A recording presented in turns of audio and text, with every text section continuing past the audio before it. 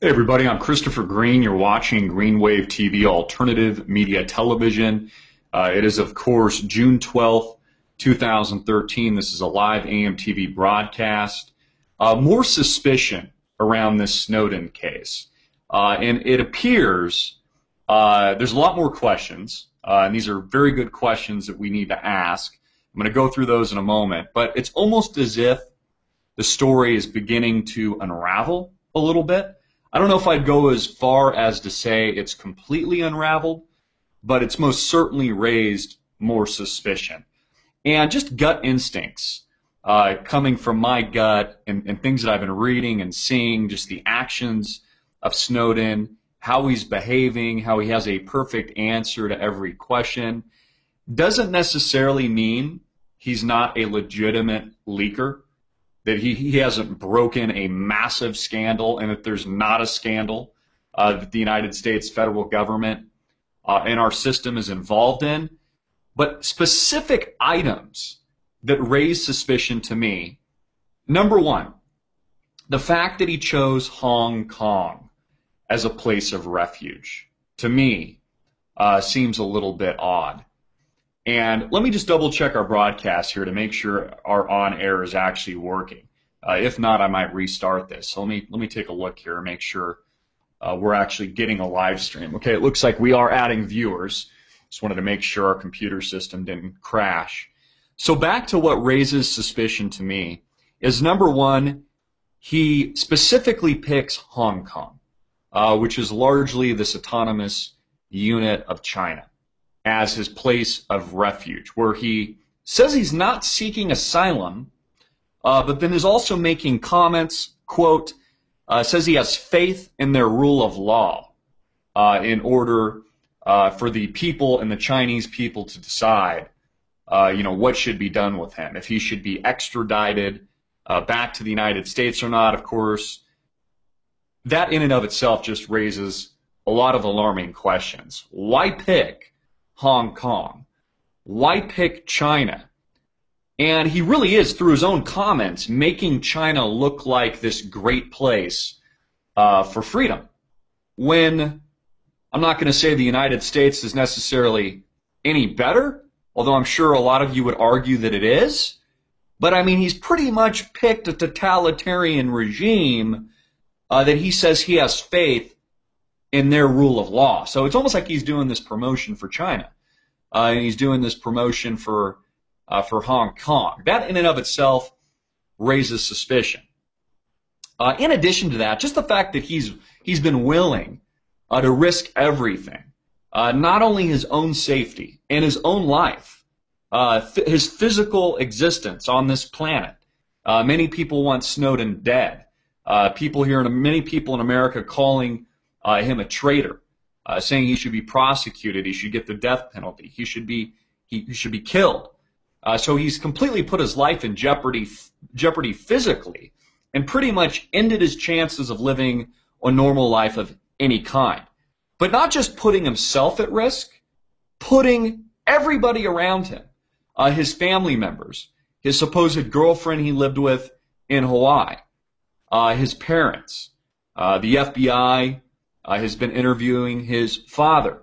All these people at risk that he says he fears for their life. So he was willing to do all of this, not just risk himself, not just martyr himself, but literally martyr everybody around him and everybody he cares about and loves, which is very interesting to think about. He is either the greatest guy on the planet, and he is a true selfless individual and martyr that genuinely cares about internet freedom and social justice and all of these things, or there's something raising a red flag here. There's a reason why would he put himself at this much risk? But more importantly, a lot of people may be able to put themselves at risk, but to put their own family members, his girlfriend, the supposed comfy life, and that part of the story is kind of unraveled a little bit or has been grossly overstated, put the life of his parents at risk, friends, etc., is something that we need to consider and think about it, because that's pretty amazing in and of itself. And it begs the question, And we need to ask that question, what are Snowden's motives?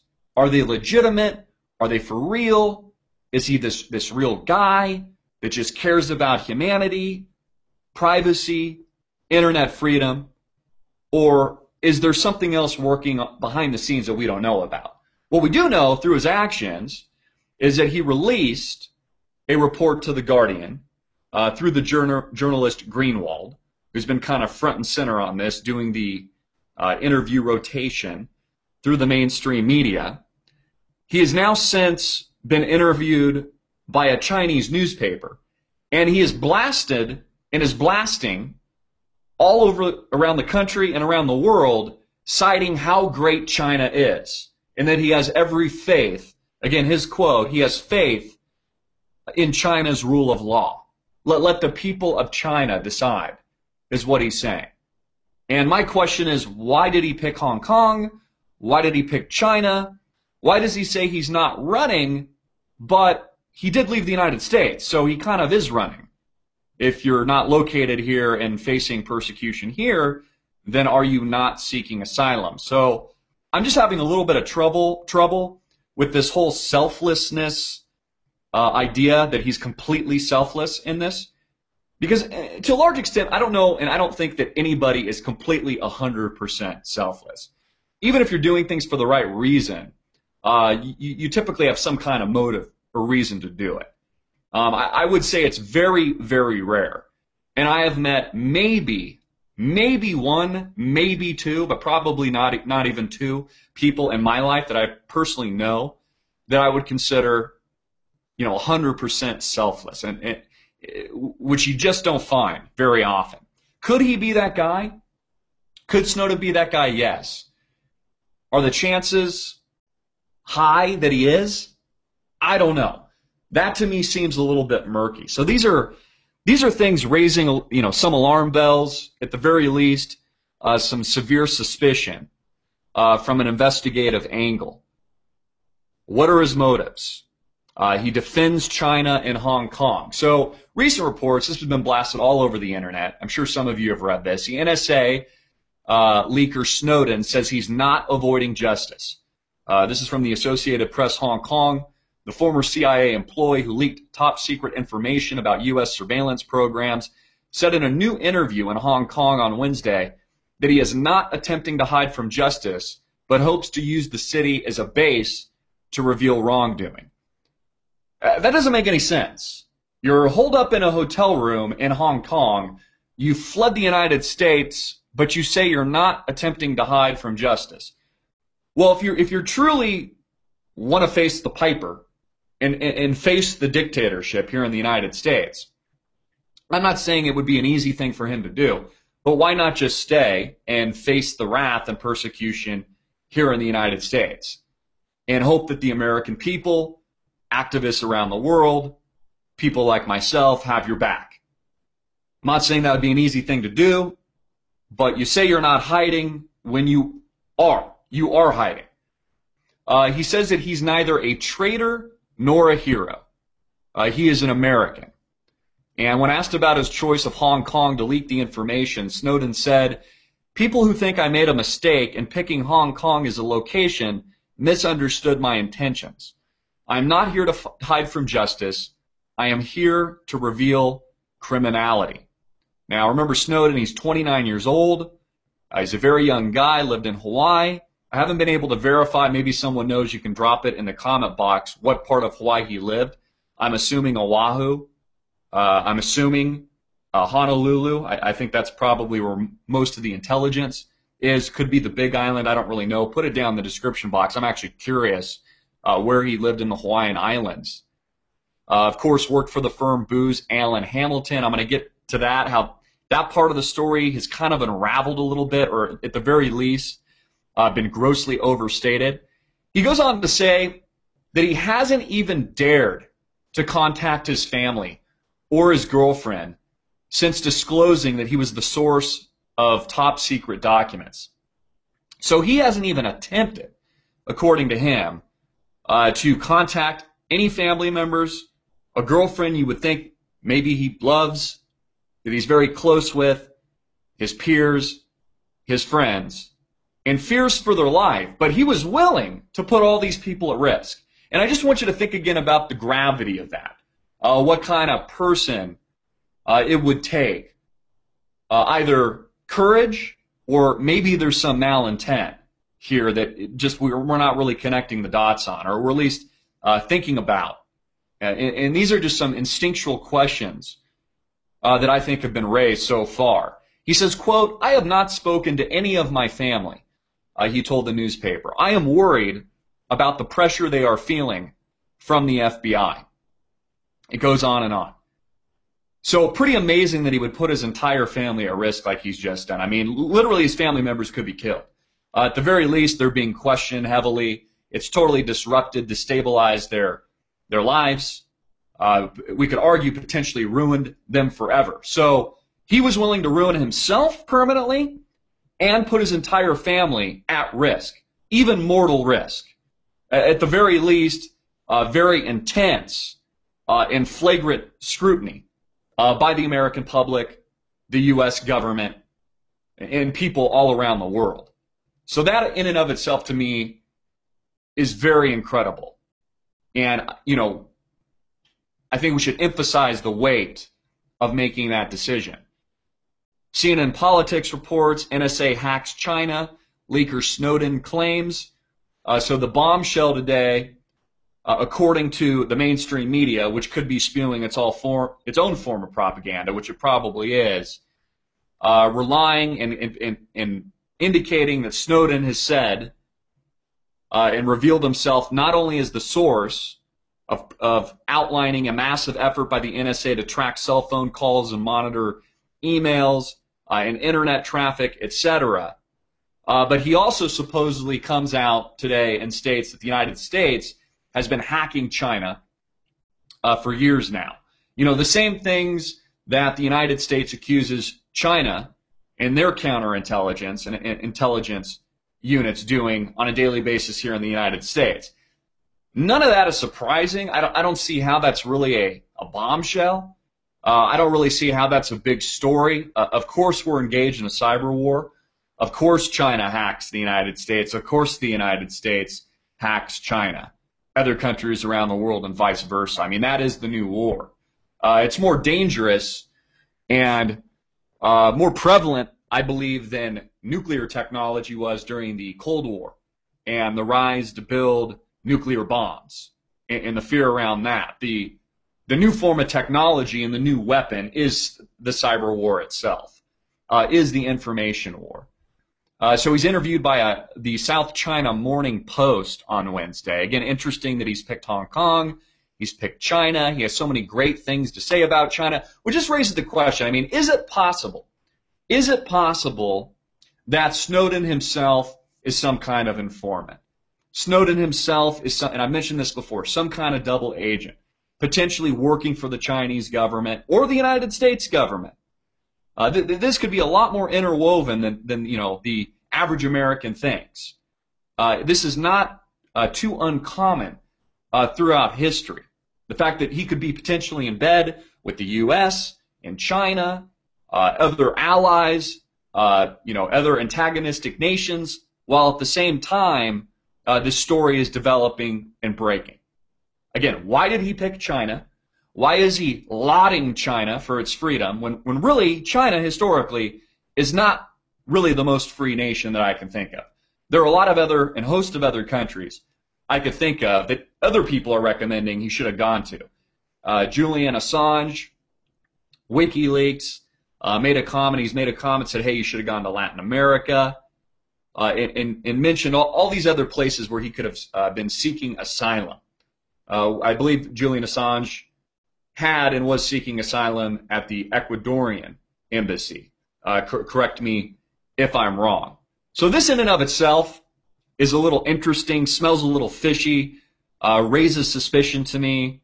Again, what are his motives? Why laud China as this free state when we know China is really anything but the most free country in the world and doesn't have the best historical track record? I would argue maybe the United States isn't a whole lot more free, but again, We have to question what this guy does, not just what he tells us. Again, actions speak louder than words. Also, and I'm going to show you this picture. I don't know if you saw this yet. Let me go to the screen share, which I think is ridiculous. Supposedly an embarrassing photo is circulating on Snowden. It shows him in 2002. You can see he's considerably younger here. He's got his pants down. This is when he worked as a webmaster and editor for a Japanese company run by friends in Maryland. So I don't know what he's doing here, if he's, like going to the bathroom or something. That, they say this is really embarrassing. To me, is a non-story. I don't even see what this story does. Is the mainstream media trying to destroy his credibility in some way? I don't see how this destroys his credibility. I think all of us probably have an embarrassing picture or two we wish weren't taken, or maybe you took in college or something like that. Doesn't change the fact that what he could be breaking and leaking isn't the legitimate truth. Again, these are just things that we have to investigate ourselves. Also, and here I'm reading the South China Morning Post out of Hong Kong. Snowden goes on to say, again, repeatedly, that the U.S. government has been hacking Hong Kong and China for years. So he's almost putting, China in the victim perspective too, which again just raises suspicion to me. Like, why make China look like the good guy here? Why pick China? Why talk China up? Why say he has every confidence in the Chinese government? Quote, has faith in their rule of law, isn't hiding, but he's going to China because he believes in their system. I mean, what is this, a sales pitch for China? It just doesn't really register with me. It doesn't make sense. And I can't help but think that there's something more at work here. There was also an interesting report from the Telegraph today. Really repeats a lot of my initial gut reaction as this story has been breaking throughout the day and over the past few days this week. It says, is Edward Snowden's story unraveling? Why the Guardian scoop is looking a bit dodgy. And let me show you this, because this is pretty darn interesting. And again, if you want to visit this later, and I'll put this webcast, which is live, so if you're tuning in now watching, thanks for joining us. I really appreciate it. And please share it. Tweet it out right now for your friends and family to join us live and to tune in. That would be fantastic. But you can find this story. This is the Telegraph. And you can just Google, is Edward Snowden's story unraveling? Why the Guardian scoop is looking a bit dodgy. And it goes on to say here, and this is where the story gets murky. It says, now that the dust has settled after the Edward Snowden affair, it's time to ask some tough questions about the Guardian scoop of the week. Snowden's story is that he dropped a $200,000 a year job and a very attractive girlfriend in Hawaii for a life in hiding in Hong Kong in order to expose the evils of the NSA's PRISM program. But bits of the story are now being questioned. Question number one they raise. Again, a little bit of a repeat of my gut reaction. Why did he go to China? It was always an odd aspect of his plan that he should choose as his refuge from tyranny a totalitarian state that happily spies on its own people and imprisons dissenters. I mean, a lot of Chinese activists, political truthers, liberty lovers are fleeing China, fleeing the oppression of China, trying to come here to the United States or parts of Europe or anywhere else, Latin America, anywhere that they can get to avoid the tyranny of China itself. So very interesting that Snowden would pick China as his place of refuge. It says Hong Kong itself has a tradition of resistance to dictatorship, but it also has a treaty with the U.S. government, which makes it relatively easy for America to extradite Snowden back to the United States. And it just goes on to say, maybe Snowden just has the worst lawyers in history and that he's been advised poorly.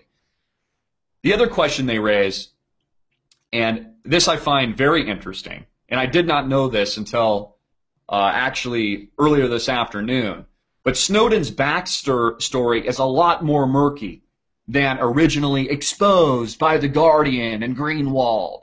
Like, whoa, dude, check out the story, bro. And so here's where it gets murky. Booz Allen, the defense contractor in Hawaii, says that his salary was 40% lower than thought.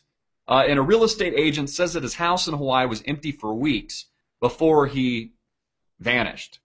It says that the fact that he only worked for 3 months, allegedly, with Booz Allen, and the NSA suggested he was planning a hit and run all along, that he took the job with the NSA with the intention of stealing the documents. That to me is a little interesting to consider. Again, actions speak louder than words. He was at Booz Allen for only 3 months, according to this report. Of course, needs to be verified and investigated by the people. But supposedly, according to this report, according to the Telegraph, and according to Booz Allen, they say that his salary was 40% lower, cut in half, than what he pitched to the American people. That he had fled his home and that his home had been vacant in Hawaii weeks in advance before this story broke. You know, maybe that we can argue makes some sense. But the fact that he only worked 3 months with the contractor, the defense contractor, Booz Allen, makes it look like he had been planning this all along. Now, even if he was planning this all along, it doesn't mean that he's still not legitimately breaking a leak. It just raises more of an eyebrow because it's not like he was a long-term employee of this company. I mean, he literally just goes 3 months. If Booz Allen's telling the truth, this report's telling the truth, and then it's a hit-and-run scenario, and now he's in China. Now he's, speaking to the Chinese news. The administration is pushing back on the definition of what PRISM actually is. So that goes on and on. So it's as if the story, the official narrative that originally broke a few days ago, is coming apart a little bit, raising more suspicion. Again, to me, what is most suspicious is why would he risk everything? Why would he not only put himself at risk, but his entire family, mortal risk, his girlfriend, his luxurious lifestyle? I mean, even if we cut his income in his stated income in half because it appears it was grossly overstated, he's still making over $100,000 a year. He's got a fairly comfortable life. This guy is either the greatest guy on the planet, the most selfless person next to Jesus Christ we've ever met, which I guess anything's possible, or there's something else here that hasn't been exposed yet. There's something in this interwoven web down the rabbit hole, which, take it from a guy in the business of truth, you'd be amazed how far this rabbit hole actually goes. Not just the cyber war, but the propaganda war, the media war, the war that Hollywood is engaged in, the war that the mainstream media is engaged in, our politicians are engaged in, big corporate interests are engaged in. We are at war, bottom line.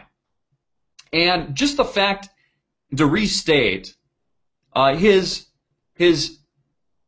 obvious defense of China and Hong Kong and lauding China as this great place of freedom that he's relying on to decide his long-term fate, whether or not he'll be extradited to the United States or not, or something potentially even worse could happen to him. These are all very big questions I think that we need to ask. Also, a PRISM class action lawsuit has been filed, a $20 billion injunction sought against complicit companies and officials. Even the president has been cited. I think it's fantastic. I think there should be more class action lawsuits brought against these people, these companies, these institutions. They should have to face the fire, pay the piper. But the problem is they won't. Just like the big banks, and there was class action lawsuits for the unscrupulous and egregious action and the criminal activity of the big banks that imploded our economy in 2008, they only got a slap on the wrist. So I don't see how any of this is going to be any different this time. In fact, maybe they'll just tax us. They'll say, it was our fault that they were wiretapping us, and we might have to bail out Verizon for all we know, and AT&T. Cut them a check for another $1 billion or something like that. So it's not a surprise that we're engaged in this cyber war.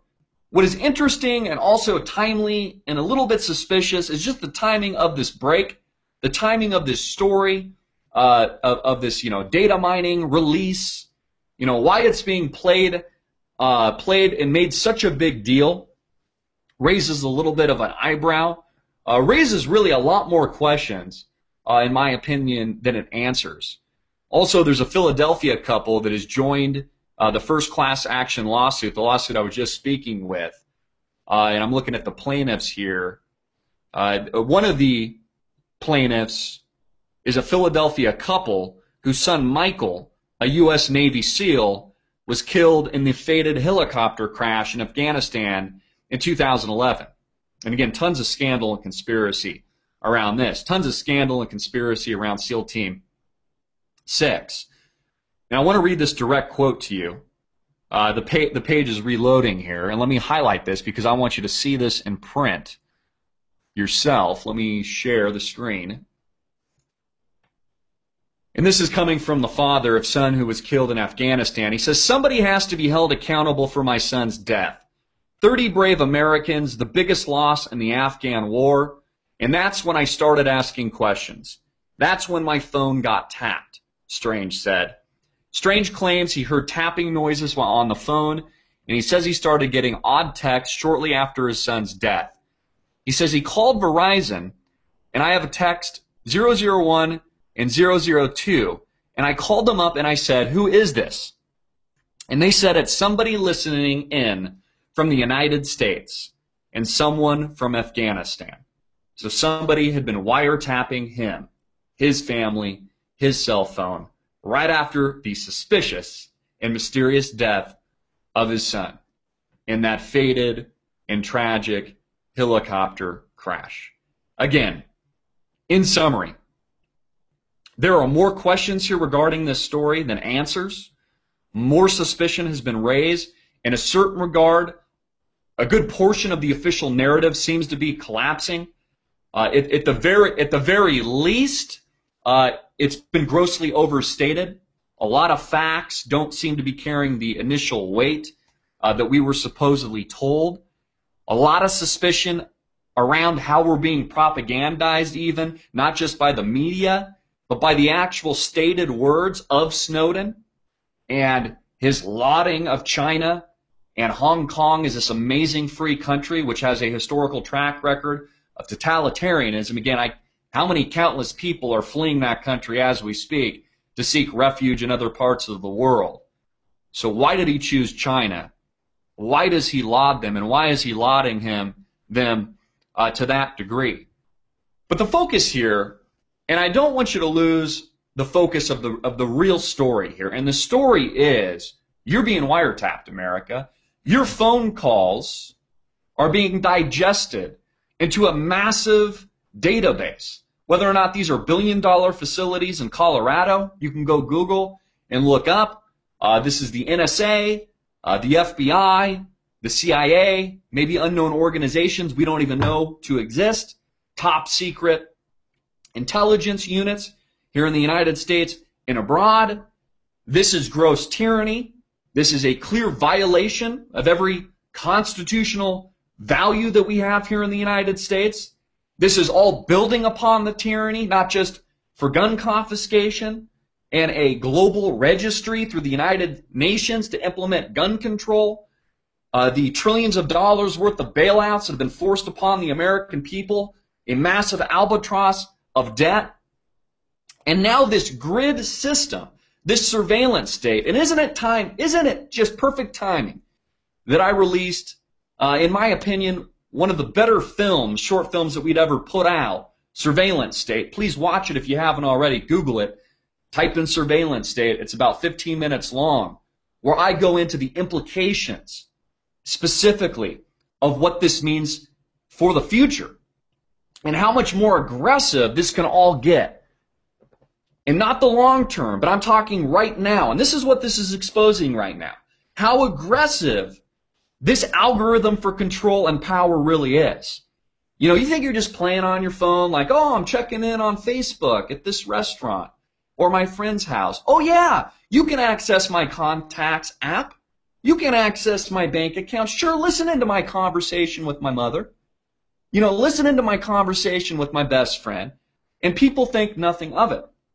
This technology, through artificial intelligence and interpretive algorithms, is getting to the point where it'll be smarter than we are. It's not quite there yet, but it is the ability not only to understand and predict future behavior, but to think. I want you to think about that for a minute, to actually think, craft and organize ideas. That's what artificial intelligence is. That's what PRISM is. That's what these companies owned by Peter Thiel, again, a massive contributor to Ron Paul, and the Liberty Super PAC during the last presidential election. That's what these companies do. That's what these companies are focused on. In bed with InQtel, a major hedge fund of the CIA, the Central Intelligence Agency here in the United States. So we have just touched the surface of this, people. You think that it's damning now. Wait until they're 100,000 steps ahead of you. And, you've got America, which I actually think it's going to fail. And I'm actually really happy about this. I actually think Google Glass is going to be a massive, massive failure. I honestly do. I don't think it's going to catch fire. I think it's going to be rejected, just like those moped things they said would transform travel, in cities. I can't think of what it's called. Drop it in the comments section. Help me out. Whatever those things were. I think the inventor even committed suicide.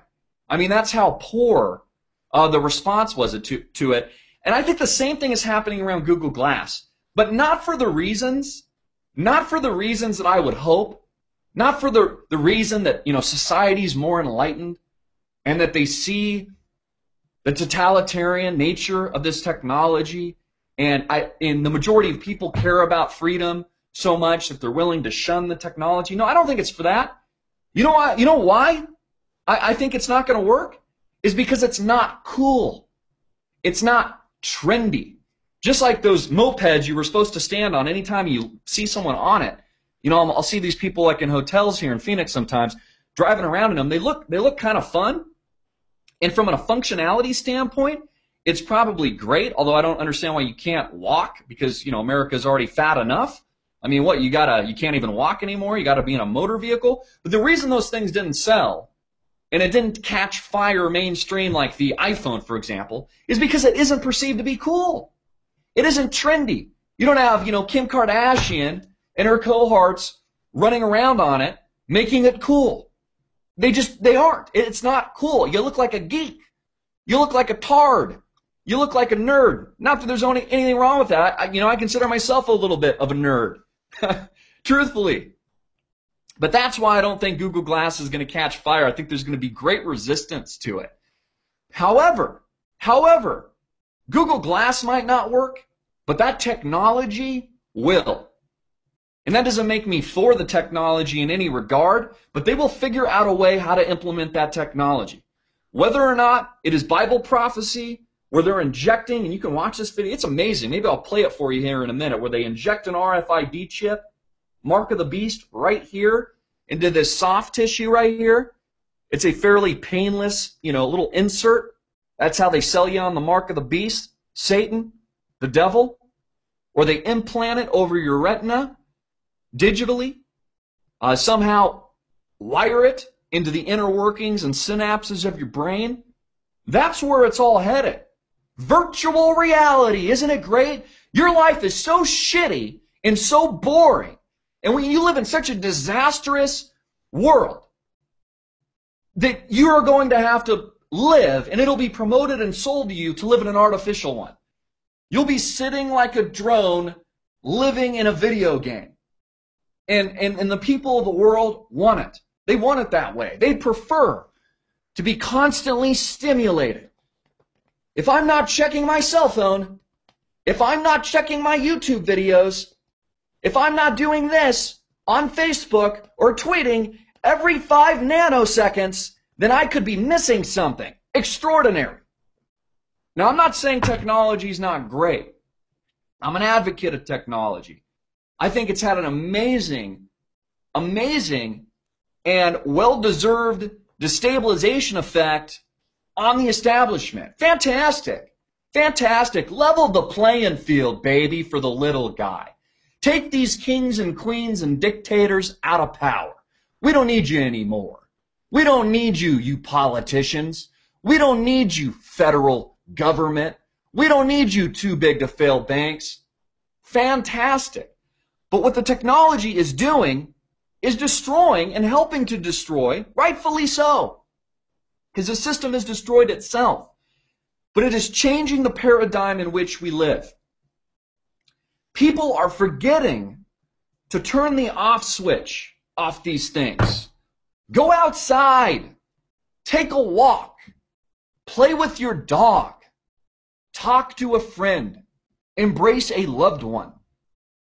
Take in the smells around you of a beautiful flower. Or feel the wind, pass through your hair as you hold your significant other's hand.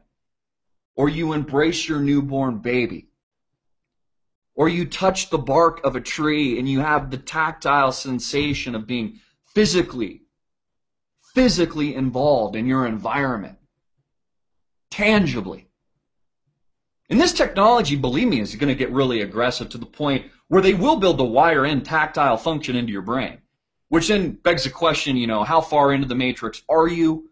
What's real and what's not? I mean, if they can, let's say, set this up where you're in a virtual reality, and let's say I'm here in Phoenix, but I'm virtually in New York, and if I can literally walk down through a city with a camera on a robot in New York, so my robot's physically there, and when the robot touches the bark of a tree, I can actually feel it, because it sends a signal into my brain that my brain can respond to with that tactility. I don't know if that's a word. I'm kind of making that up.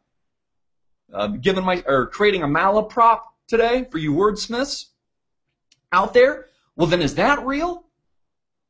Or is that fake? It blurs the line between reality and non-reality, and that is why we have to be cognizant and we have to be self-aware of the implications of all this. The hive effect, all tapped into the algorithm, all tapped into the hive. And what's amazing about the hive is the hive moves quickly. I mean, look at YouTube, for example. I think YouTube's going to be around for a long time. But that can change as well. We've seen how MySpace took over the internet, destroyed the paradigm, and then literally died to Facebook. In a lot of respects, I think Facebook is actually dying on the vine right now. At least among the youth. The youth generation, the Generation X and Y don't even really use Facebook. It's actually primarily dominated, if you study the numbers, the baby boomer generation and beyond, that 35 to 65 range. The millions of you out there. So the technology changes really quickly and the hive moves. But the question is, who controls the hive? Who influences the hive? Does the hive move from network to network organically, buzzing like bees? Or is someone in gross power? Or is someone calling the shots? And the question we should ask is, who is calling the shots? Is it Google with their Retina implant, Google Glass, or similar technology? Or the chip and mark of the beast impregnated into your right hand? Or somewhere else in your body? Who has that power? Who should have that power? Who should have the entitlement to play God? I don't know why anyone would even want that power. I wouldn't want it. I wouldn't want that responsibility. It's the same thing people talk about wealth. People want to be wealthy, and I think wealth is great from the standpoint is that money gives you options, and options equals freedom. So to a certain extent, it's liberating. I think that's great that people want to be able to take care of their families and to create options for themselves. But if you study people that are extremely, extremely wealthy, at least the smart ones, they'll tell you that honestly it's a burden. Just like total power and total control and playing God, in my opinion, what a burden. Who would want that? Honestly, what kind of psychopath would even want that power and control?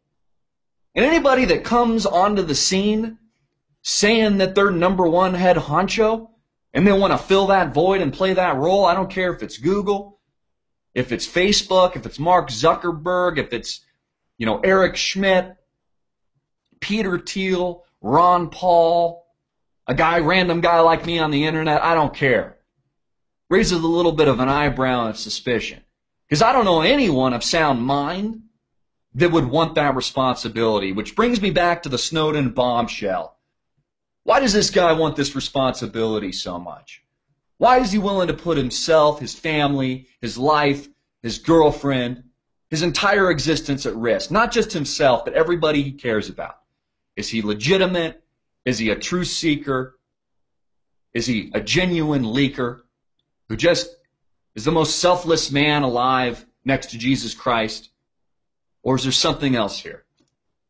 And I can't help think, but instinctually, there is. There is something wrong with this. There is something that don't smell right, my friends. There's something that just doesn't connect in my mind. Either he's working for the United States government, or he's working for a foreign government, or he's a double agent, or he has some kind of motives that aren't as clean and godly and Julian Assange-esque as many people think. Again, very few people do things just completely selflessly. This needs to be investigated. This guy needs to be investigated further. You can count on the fact that I will not drop this story. And I expect all of you to help me investigate it. Thanks for sharing the amazing experience of investigative journalism with me. I really appreciate it. And thank you for supporting our cause. Please continue to support our sponsors. Click all of our links below when I get this reposted. Like us on Facebook. Subscribe to us on YouTube at cgreen34.